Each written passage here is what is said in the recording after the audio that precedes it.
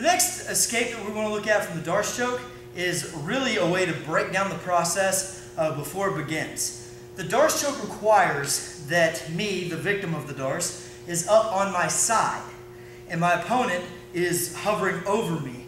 He uses his chest to push my shoulder into one carotid artery while the radius of his arm cuts off the other carotid artery. If I can disrupt that, then for all intents and purposes, I'm out of the Darce choke. So we want to take a look at how to do that pretty immediately. Understanding that my opponent wants me up on my side here so that he can take the Darce paper cutter grip and get the submission, I want to immediately, as soon as I feel like my opponent's going for the Darce, always looking my head up, and now I want to start moving back toward my back. Okay? Now, if I just walk toward him and I don't post, he's just going to walk away from me. I'm not really accomplishing anything. So another way to do it is to move my shoulders toward him and then put them on the ground.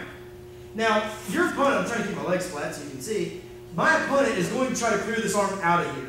Because if he doesn't, then I still have got my original sweep.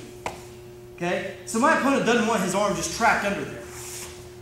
Instead, when we're here and my opponent goes to the Darce and I go flat, instead he will probably try to rip that arm out. Now I'm still in his side control. I'm still not in a great position, but I'm not in the Darce choke, which is my ultimate goal.